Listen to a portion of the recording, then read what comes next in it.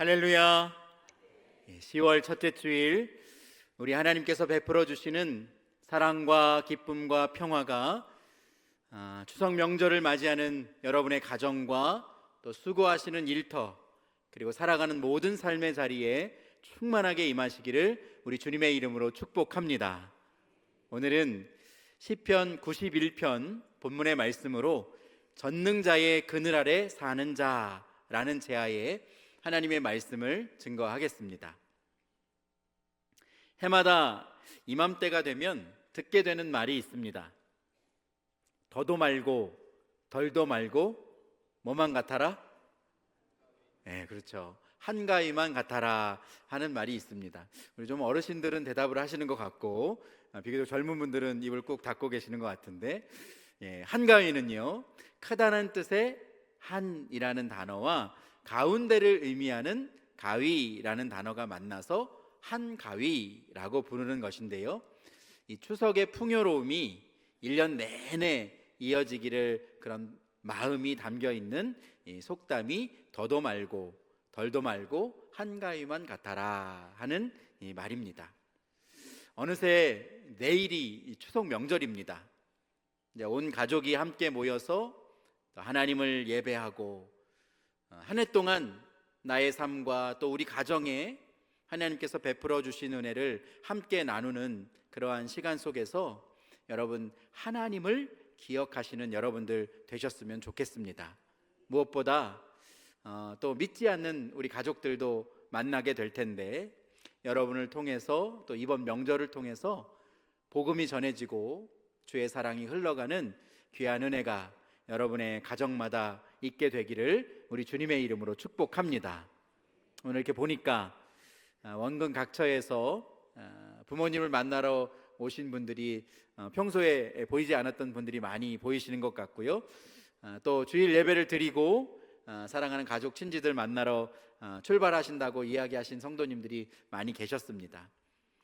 참 오랜만에 긴 연휴가 이제 시작되었는데 바라기는 우리 중앙교회에 속한 우리 모든 성도들 이번 연휴 기간 동안 주님과 동행하시기를 축복합니다. 그리고 어디에 있든지 나는 하나님의 자녀입니다 라고 하는 그 정체성과 고백을 잊지 않고 이 한 주간 살아가셨으면 좋겠습니다. 그래서 여러분들이 있는 그곳에 예수 그리스도의 향기가 났으면 좋겠습니다. 내 안에 계신 예수님, 그 주님이 드러나게 되어서 만나는 사람들에게 주님의 사랑과 복음을 흘려보낼 수 있는 귀한 명절, 또 여러분의 발걸음 되시기를 주님의 이름으로 축복합니다. 우리는 인생을 살면서 아주 많은 경험들을 하고 살아가게 되죠. 무엇보다도 가족 안에서 행복한 순간을 경험할 때가 참 많이 있습니다. 자녀를 출산하거나 또 그 자녀가 처음으로 발걸음을 내디뎠을 때 우리는 모두가 기뻐할 수밖에 없습니다. 야, 너 왜 벌써부터 걸어? 이렇게 혼내는 부모는 아무도 없겠잖아요, 그죠? 모두에게 기쁨이 되고 또 가족의 행복이 되는 것이겠죠. 또 자라고 성장해서 원하는 학교 또 원하는 직장에 입사하거나 진학하게 될 때, 또 사랑하는 사람을 만나서 결혼을 하고 또 그 가정에도 새로운 생명이 태어나게 되었을 때 우리는 진심으로 함께 기뻐하고 사랑을 나누게 됩니다. 바라기는 이번 명절에 여러분의 가정마다 이런 행복했던 추억들이 많이 나눠지는 그런 명절 기간이 되시기를 바랍니다.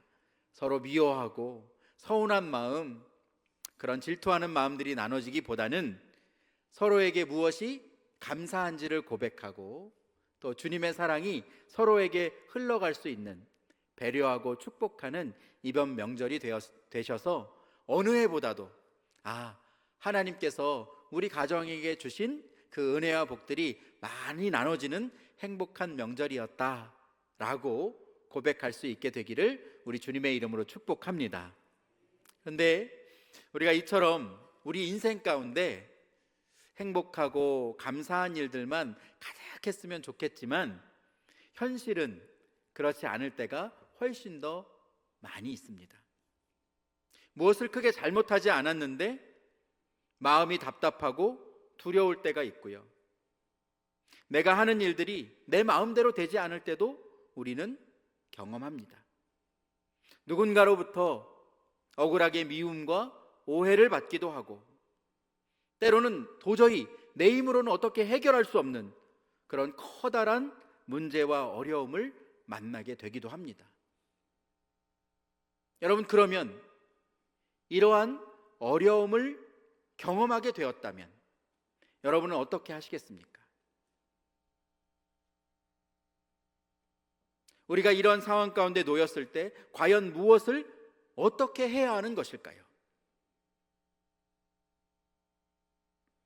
오늘 읽은 본문 시편 91편은 마치 광야와 같은 우리의 삶, 우리의 인생길에서 우리가 크고 작은 어려움들을 만나게 되었을 때 내가 붙잡아야 할 분이 누구신지, 그리고 내가 피해야 할 곳은 어디인지, 그리고 어떻게 사는 것이 이 세상에서 가장 복된 인생인지를 오늘 본문은 분명하게 전하고 있습니다. 본문의 내용을 다 읽지는 않았지만 이 시편 91편은 크게 세 부분으로 구성이 되어져 있습니다. 서론, 본론, 결론의 부분으로 구성이 되어져 있는데, 먼저 1절과 2절에서 저자는 하나님이 어떤 분이신지를 고백하고 있습니다. 우리가 믿는 하나님, 우리가 고백하는 하나님이 어떤 분이신지를 저자는 고백하고 있습니다. 이어지는 3절에서 13절 말씀에는 하나님께서 그의 사랑하시는 백성들을 어떻게 보호해 주시는 하나님이신지를 자세하게 기록하고 있습니다. 그리고 마지막으로 결론 부분인 14절에서 16절 말씀에는 하나님의 백성들에게 친히 응답해 주시는 하나님의 약속의 말씀이 기록되어져 있습니다. 오늘 이 본문의 말씀으로 하나님께서 우리를 어떻게 보호하시고 인도하시고 축복하시는지 본문의 내용을 통해서 우리를 지키시는, 위로하시는, 함께하시는 하나님을 고백하게 되는 여러분 모두가 되시기를 주님의 이름으로 축원드립니다. 먼저 이 땅에서 하나님의 백성으로 택하심을 받고 하나님의 자녀로 부르심을 받은 우리들에게 하나님은 어떤 분이신지 오늘 본문 1절 말씀은 이렇게 고백하고 있습니다. 우리 함께 읽어보실까요? 1절 말씀 시작. 지존자의 은밀한 곳에 거주하며 전능자의 그늘 아래 사는 자여. 아멘. 본문에 지존자라고 번역된 이 히브리어는 엘르욘입니다. 이것은 지극히 높으신 분, 모든 권세와 주권을 가지고 계시는 하나님을 의미하는 단어가 바로 엘르욘, 지존자, 지극히 높으신 하나님이라는 것이죠.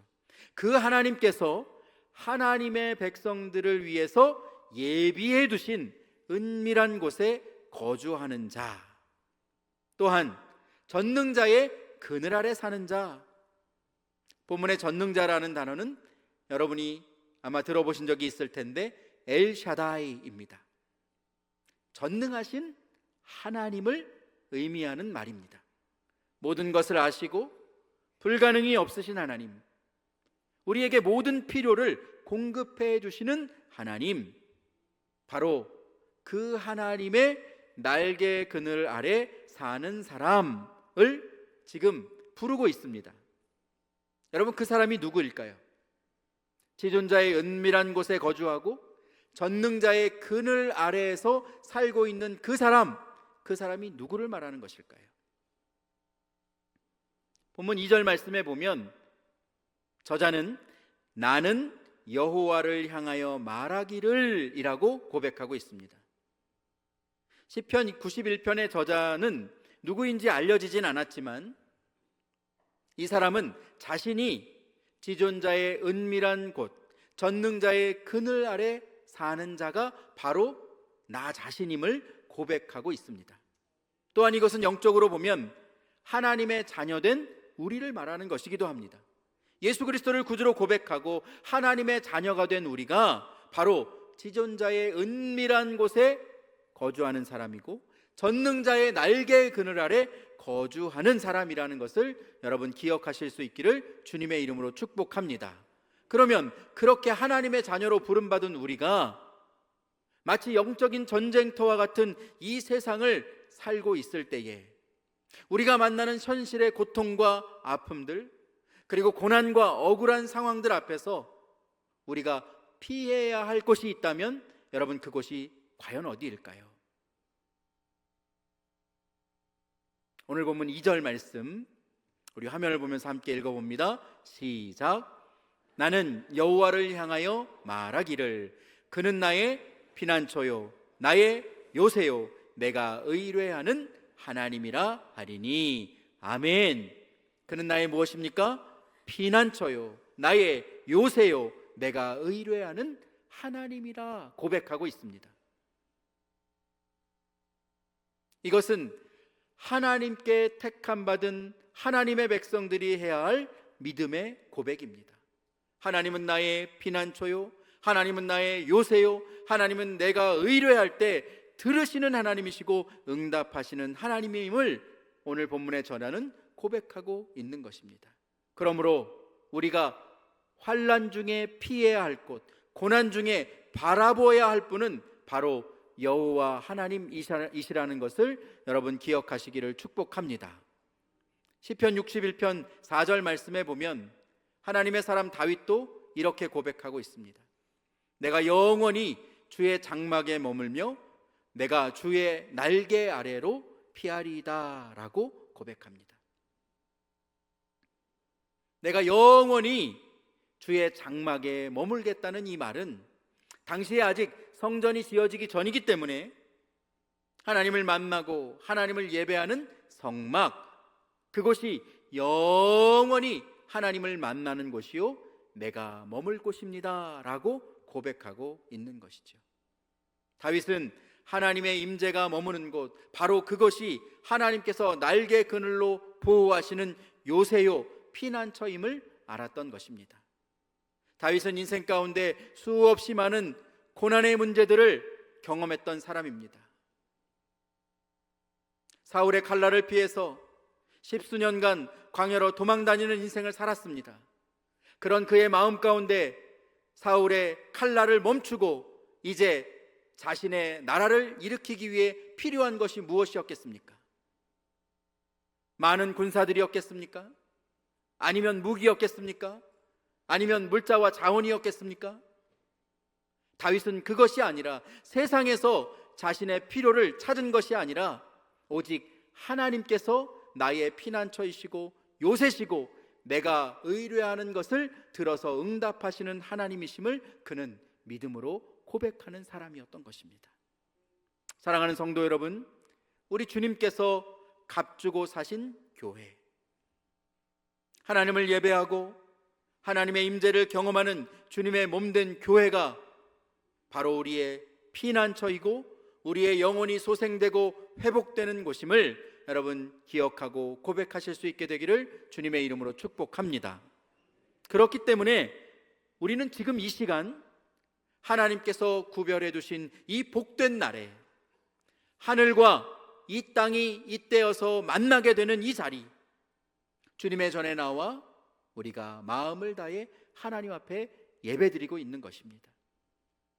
이 시간 피난처와 요새가 되시는 하나님께 내 모든 것을 내어놓고 온전히 맡기고 의뢰할 수 있는 여러분 되시기를 주님의 이름으로 축복합니다.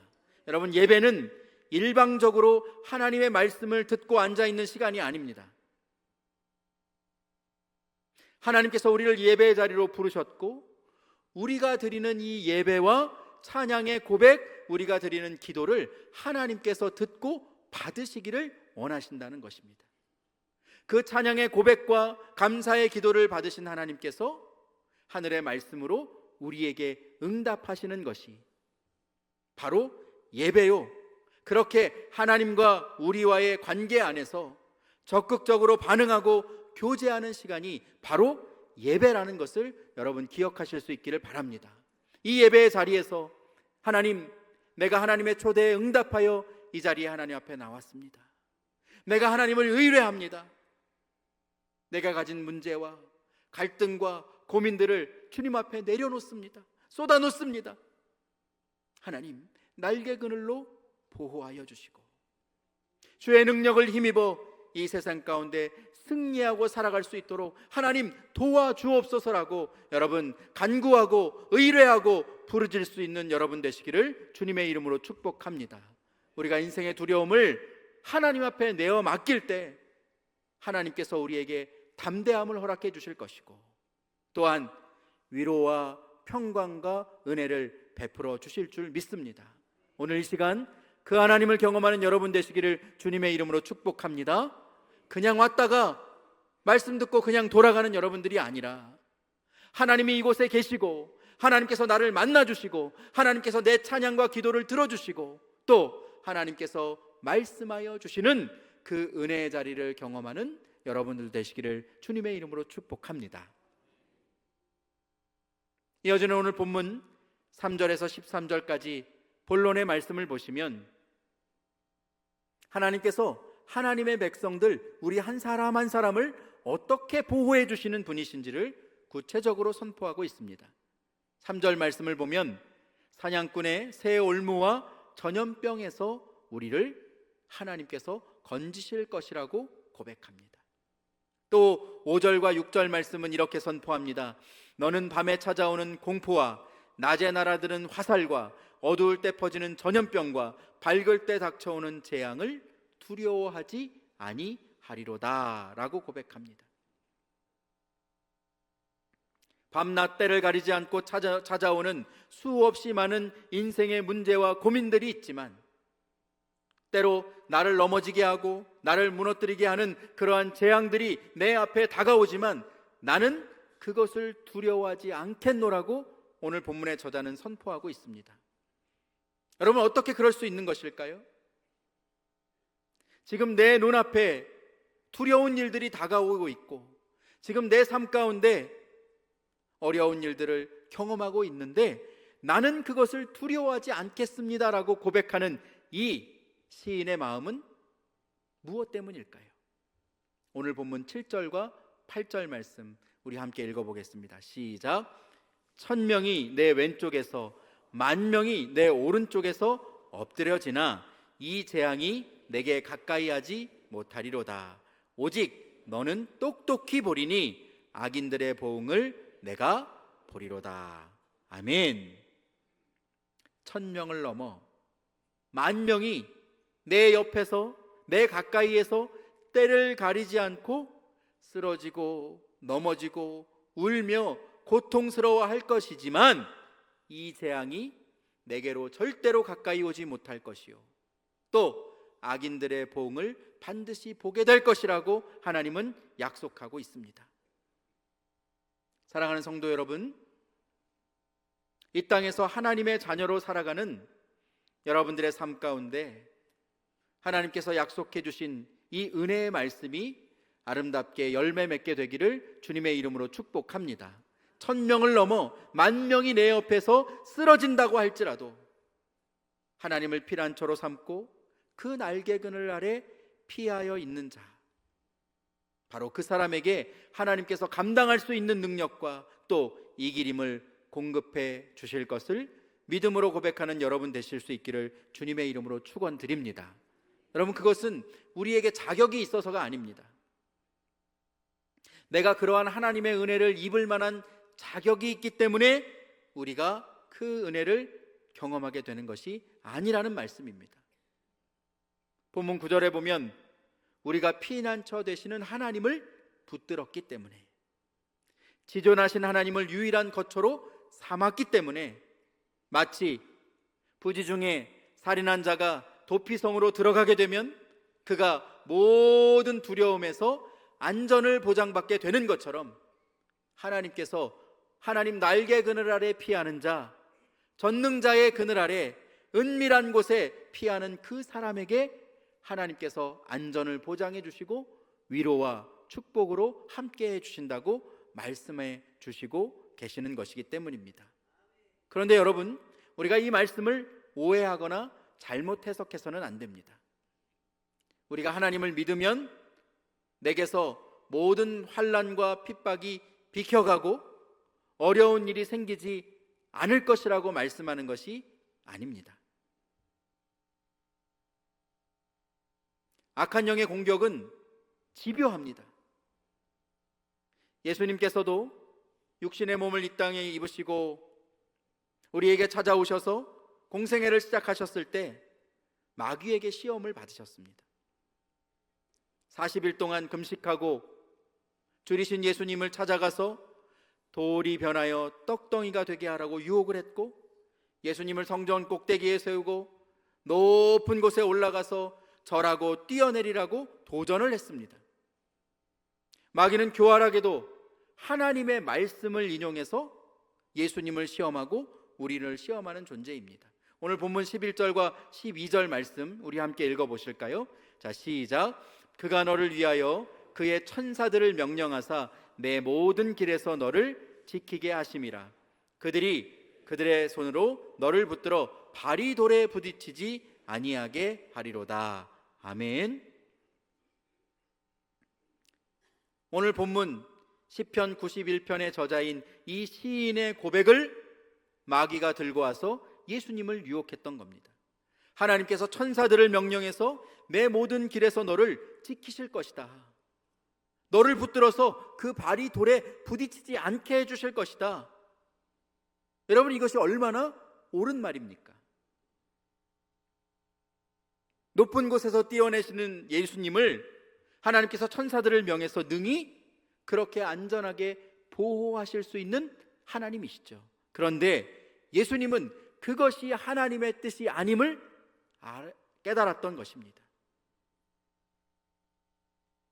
그래서 마귀의 유혹에 넘어지지 않고 마귀가 행하라고 한 대로 그 말대로 따르지 아니하고 하나님의 뜻에 온전히 순종하실 수 있었던 겁니다.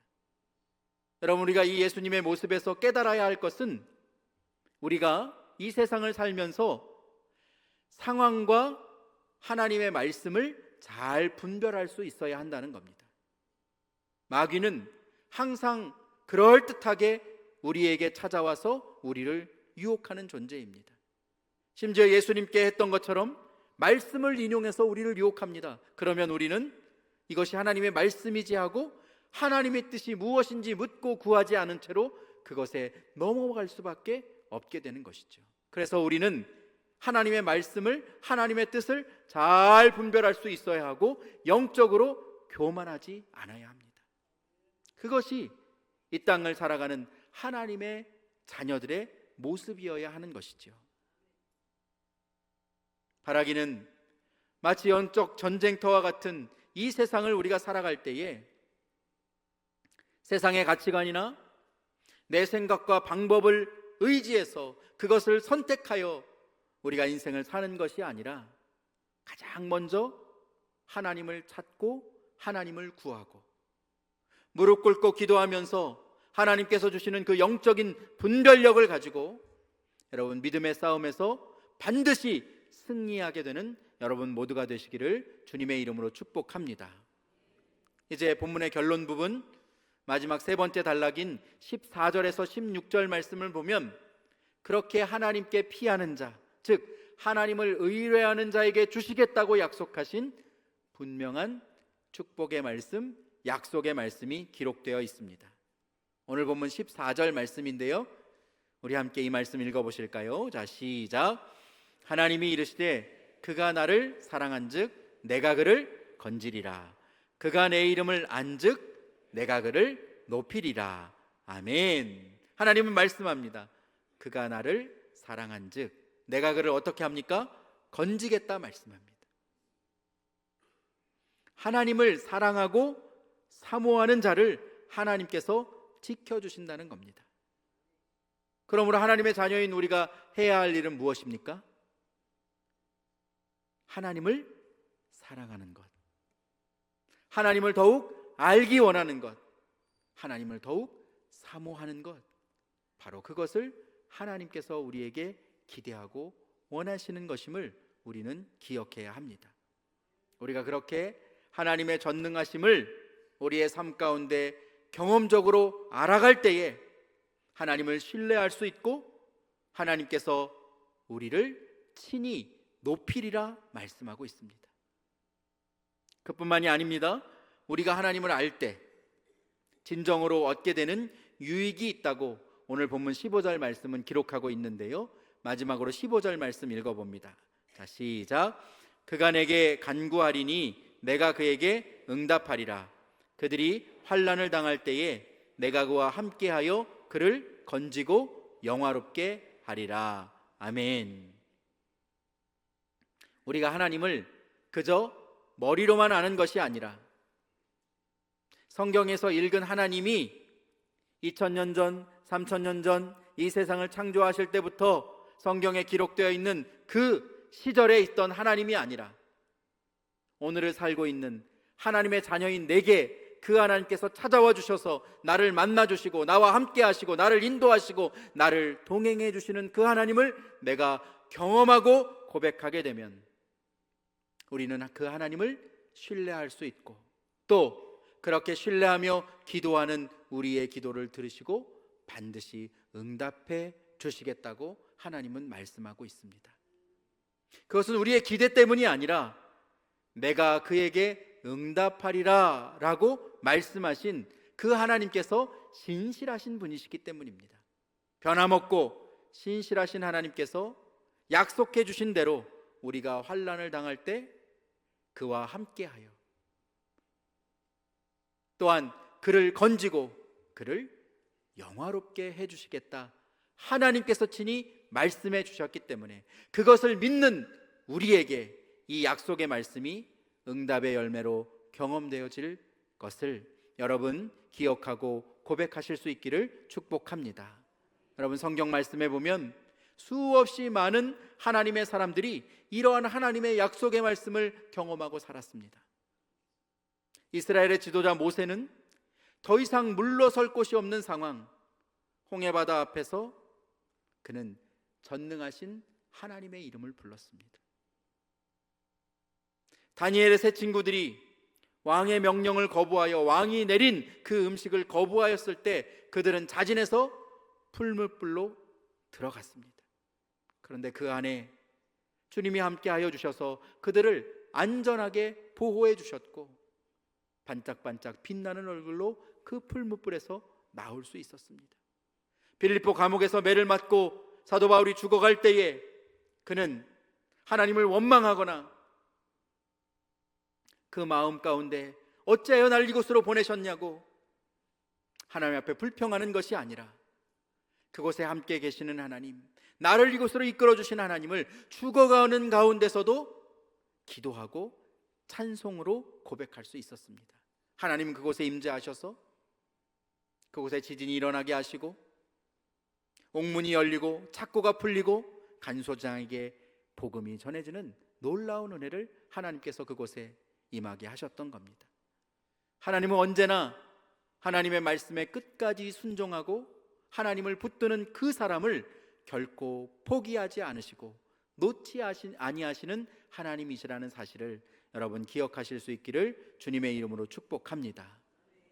오늘 본문의 말씀을 정리합니다. 우리의 인생은 메마른 광야, 영적인 전쟁터와 같은 이 세상에서 살고 있습니다.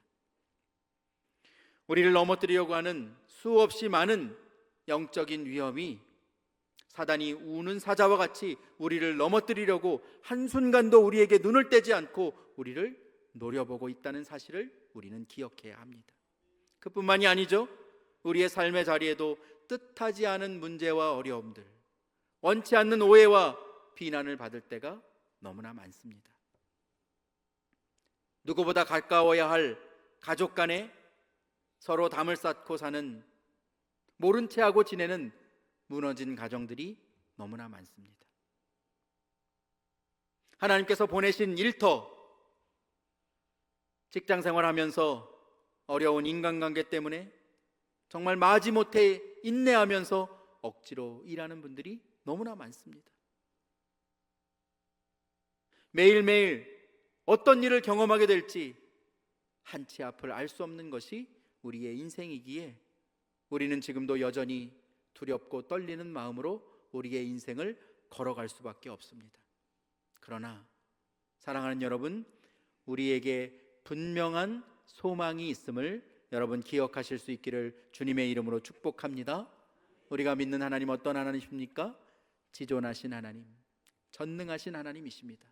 모든 능력과 권세를 가지고 계시고 하지 못할 일이 없으신, 불가능이 없으신 하나님이 바로 우리가 믿고 고백하는 하나님이시고, 그 하나님께서 은밀한 곳을 예비하시고 그 하나님께서 날개를 펴서 우리를 보호해 주시는 하나님이심을 여러분 기억하실 수 있기를 바랍니다. 인생의 문제와 어려움을 만났을 때 세상으로 눈을 돌려 어떻게 하면 그 문제를 해결할 수 있을까? 방법을 찾고 고민하는 것이 아니라 여러분의 시선이 하나님에게로 향하여 고정되어 수 있기를 주님의 이름으로 축복합니다. 그때에 부르짖고 간구하는 우리의 음성을 하나님께서 들어주실 것이고, 그 기도에 응답하시는 하나님, 마침내 우리를 건져내시고 영화롭게 해주시는 그 하나님을 만나게 되는 여러분들 모두가 되시기를 우리 주님의 이름으로 축복합니다. 이번 명절에 가족들이 함께 모여서 그 하나님을 마음껏 고백하고 찬양하는 여러분들 되시기를 축복합니다. 하나님은 언제나 변함이 없으십니다. 신실하십니다. 하나님의 백성들을 지켜주시는 분입니다. 도와주시는 분입니다. 기도에 응답해 주시는 분입니다. 우리를 마침내 영화롭게 하시는 하나님이십니다 라고 하는 이 사실을 나 혼자만 알고 있는 것이 아니라 여러분의 가족들과 함께 기쁨으로 감사함으로 고백할 수 있는 이번 명절 귀한 은혜의 자리, 예배의 자리가 되기를 주님의 이름으로 간절히 축원드립니다.